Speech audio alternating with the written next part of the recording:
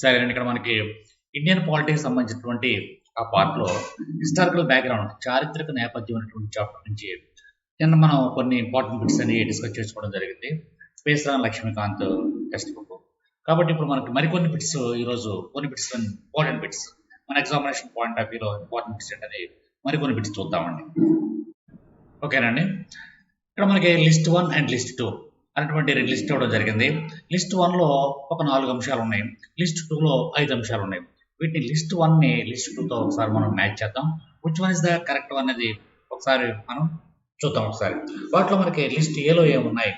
భారత ప్రభుత్వ చట్టం 1858, బి భారత కౌన్సిల్ చట్టం 1861, సి భారత కౌన్సిల్ చట్టం 1909, డి భారత ప్రభుత్వ చట్టం 1919 అనేటువంటి అంశాలు లిస్ట్ 1 జాబితా 1లో ఉన్నాయండి. జాబితా 2కి వెళ్దాం, లిస్ట్ 2కి వెళ్దాం. వాటిలో మనకి 1 ప్రావిన్సులు మరియు రాజ్య సంస్థానాలలో అఖిల భారత సమాఖ్య. నెంబర్ 2 భారతదేశం వరకు రాజ్య కార్యదర్శి నియామకం. నెంబర్ 3 ప్రాతినిధ్యం మరియు శాసనపర సంక్రమింపుల ప్రారంభం. నెంబర్ 4 ప్రావిన్సులలో ద్వంద్వ పాలన. The last one, 5th one మార్లే Minto సంస్కరణలు అనేది ఈ 5 అంశాలు ఉన్నాయి. వీటిని 1 by 1 మనం మ్యాచ్ చేద్దాం. ఈ ఐదు బిట్లు కూడా 4 కూడా కలిపి ఒక బిట్గా ఇవ్వడం అనేది జరిగింది. చాలా ఇంపార్టెంట్ బిట్ అనేది తప్పనిసరిగా చూడండి. సరే, ఏ అనేది 2 ఆప్షన్ 2తో మనకి మ్యాచ్ అవుతుంది.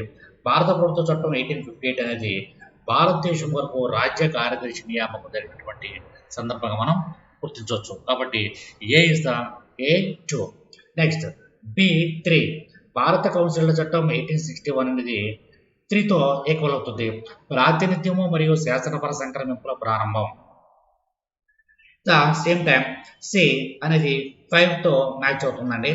భారత కౌన్సిల్ చట్టం 1909 అనేది మార్లే మింటో సంస్కరణలతో మనకి మ్యాచ్ చేసుకోవచ్చు. ఎందుకంటే దాన్ని మనం మింటో మార్లే సంస్కరణ లేదా మార్లే మింటో సంస్కరణలు అని చెప్పేసి అంటాం.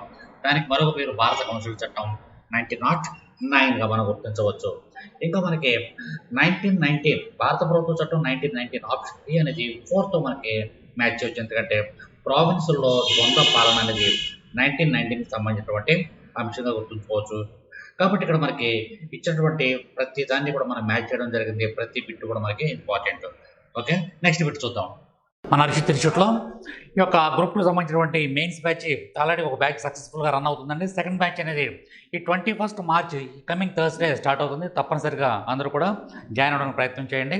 నెక్స్ట్ అదేవిధంగా మీకు ఏమైనా డౌట్స్ ఉన్నట్లయితే మీకు ఎలా మెయిన్స్కి ఎలా ప్రిపేర్ అవ్వాలి అనే విషయాన్ని మీకు ఎటువంటి సందేహాలు ఉన్నప్పటికీ కూడా తప్పనిసరిగా మన ఇన్స్టిట్యూట్కి మన అరిషిత్ ఇన్స్టిట్యూట్కి ఒకసారి కాల్ చేయండి. Thank you very much.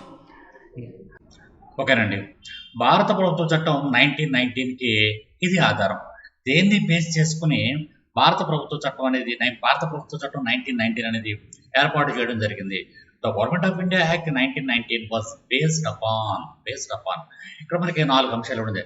దేన్ని బేస్ చేసుకుని 1919 యాక్ట్ అనేది రూపొందించడం జరిగింది అనేది ఇక్కడ మంచి ప్రశ్న అది. దాంట్లో మనకి ఆప్షన్ ఏగా మార్లే సంస్కరణలు, ఆప్షన్ బిగా మాంటేగు చెమ్స్ఫోర్డ్ నివేదిక, ఆప్షన్ 3గా రామ్సే మెక్డొనాల్డ్ ప్రధానం, ఆప్షన్ డి నెహ్రూ నివేదిక. ఈ 4 అంశాలను మనం చూసుకున్నట్లయితే the right answer is Montagu Chelmsford నివేదిక. బి ఇస్ ద రైట్ ఆన్సర్గా మనం చెప్పుకోవచ్చు. ఈ మాంటేగు చెమ్స్ఫోర్డ్ నివేదికను ఆధారం చేసుకుని 1919 గవర్నమెంట్ యాక్ట్ అనేది రూపొందించడం జరిగింది. ఓకే, నెక్స్ట్ బిట్ చూద్దాం. ఈ క్రింది చట్టాలలో దేని ద్వారా భారతదేశంలో మొట్టమొదటిసారిగా బ్రిటిష్ వారు మత ప్రాతిపదిక నియోజక గణ వ్యవస్థను ప్రవేశపెట్టినారు అనేది ఇక్కడ మనకి ప్రశ్న అండి. ఇక్కడ మనకి మత ప్రాతిపదికగా నియోజక గణ అనేది ఎప్పుడు అంటే ఏ చట్టం ద్వారా ప్రారంభించారు? ఇది నెంబర్ ఆఫ్ టైమ్స్ మనకి ఎగ్జామ్లో వచ్చినటువంటి ప్రశ్నగా మనం గుర్తించవచ్చు. దాంట్లో మనకి ఆప్షన్ ఏ భారత ప్రభుత్వ చట్టం 1909, బి భారత ప్రభుత్వ చట్టం 1919, సి భారత కౌన్సిల్ చట్టం 1861, డి భారత కౌన్సిల్ చట్టం 1892. ఈ 4 మనకి which one is the right answer అనేది మనం చూసుకున్నట్లయితే భారత ప్రభుత్వ చట్టం 1909 ఆప్షన్ 1 ఇస్ ద రైట్ ఆన్సర్గా మనం చెప్పుకోవచ్చు. ఓకేనండి, ఇక మనకి నెక్స్ట్ బిట్ ఒకసారి చూద్దాం. భారత ప్రభుత్వ చట్టం 1935 యొక్క ముఖ్య లక్షణాలు ఏమి? అంటే ఏమున్నాయి దానికి? What were the silent features of the government of India act 1935 యొక్క ముఖ్య లక్షణాలు ఏమున్నాయి? వాటిలో మనకి 4 అంశాలు ఇవ్వడం జరిగింది. ఈ 4 అంశాల్లో ఏ అంశాలు 1935కి రిలేటెడ్గా ఉన్నాయి? ఆప్షన్ 1 చూసుకున్నట్లయితే భారత మండలి రద్దు, abolition of council of India. Option 2లో మనకి కేంద్రంలో ద్వంద్వ పాలన. ఆప్షన్ 3 రాష్ట్రాలలో ద్వంద్వ పాలన రద్దు. ఆప్షన్ 4 ఫెడరల్ కోర్టు ఏర్పాటు, ఎస్టాబ్లిష్మెంట్ ఆఫ్ ఫెడరల్ కోర్టు. సరే, ఇక్కడ మనకి ఈ 4 ఆప్షన్లో 1935 యాక్ట్కి రిలేటెడ్ అంశాలు ఏమున్నాయి? ఇక్కడ మనకి క్రింద కోడ్స్ ఇవ్వడం జరిగింది. ఆ కోడ్స్ మనం ఉపయోగించి ఒకసారి చూద్దాం. క్రింద ఇవ్వబడిన కోడ్లను ఉపయోగించి సరైన సమాధానాలను ఎంపిక చేయండి. Select the correct answer using the codes below. Option ఏలో చూసుకున్నట్లయితే 2 and 3, బిలో 1 to 3, సి 1 3 4, డిలో 1 2 3 4. So the right answer is D. D is the right answer. 1 2 3 4 పైన పేర్కొన్న 4 అంశాలు కూడా 1935 యాక్ట్కి రిలేటెడ్గా వాటికి సంబంధించినటువంటి అంశము. కాబట్టి మీరు ఒక్కబిట్టి చదువుకున్నట్లయితే 4 అంశాలని మీరు ఈజీగా గమనించవచ్చు. నెక్స్ట్ బిట్ చూద్దాం. ఓకే, ఇక్కడ మనకి లిస్ట్ 1, లిస్ట్ 2 అనేటువంటి జాబితా 1, జాబితా 2. ఈ జాబితా 1ని జాబితా 2తో మనం మ్యాచ్ చేద్దాం. ఏమున్నాయి? ఇటువైపున ఏబిసిడి అనేటువంటి 4 అంశాలు ఉన్నాయి.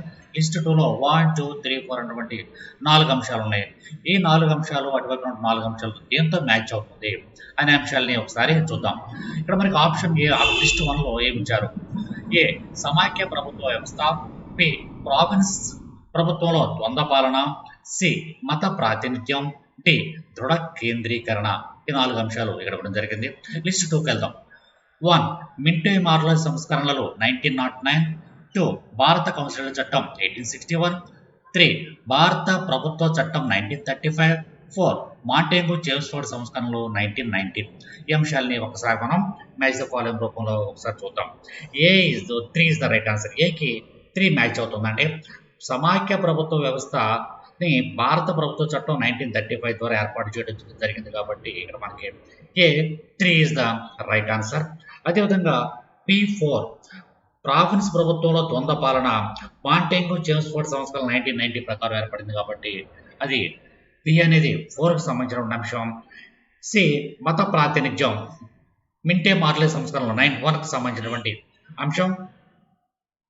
అంటే దృఢ కేంద్రీకరణ ఆప్షన్ 2 భారత కౌన్సిల్ చట్టం 1861. కాబట్టి ఈ మ్యాచ్ ద ఫాలోయింగ్ రూపంలో మీరు ఎప్పుడైతే చదివారో తప్పనిసరిగా 4 బిట్లు మీకు కవర్ అవుతాయి. నెక్స్ట్ బిట్ చూద్దాం.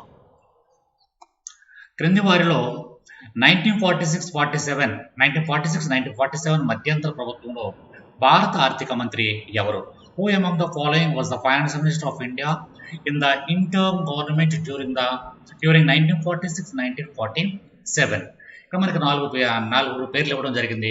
వీళ్ళు నలుగురిలో 46-47 మధ్యంతర ప్రభుత్వంలో ఆర్థిక శాఖ మంత్రిగా పనిచేసినటువంటి వ్యక్తి ఎవరు? Option A R K Shanmukham Chetty, option B John Mathai, option C Liaquat Ali Khan, option D Chintamani Rao Deshmukh. వీటిలో నలుగురిలో కూడా the right answer C is the right answer. Liaquat Ali Khan ఇంటర్మ్లో ఫైనాన్స్ మినిస్టర్గా పనిచేయడం అనేది జరిగింది. Most important bit and examination point of వ్యూలో చాలా ఇంపార్టెంట్. నెక్స్ట్ బిట్ చూద్దాం.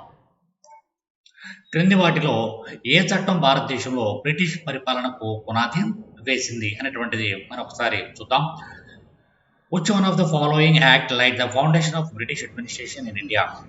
ఇక్కడ మనకి regulating act 1773, pits India act 1784, Indian council act 1861, Indian council act 1892. ఈ 4 ఆప్షన్, ఈ 4టిలో చాలాసార్లు ఇచ్చిన క్వశ్చన్ అనేది బ్రిటిష్ పరిపాలనకు పునాది వేసినటువంటి చట్టం ఏది అని చెప్పేసారంటే 1773 act. Option 1 is the right answer. Regulating act 1773 అనేది భారతదేశంలో బ్రిటిష్ వారి యొక్క పరిపాలనకు పునాది వేసినటువంటి చట్టంగా మనం గుర్తించవచ్చు. Okay, thank you very much.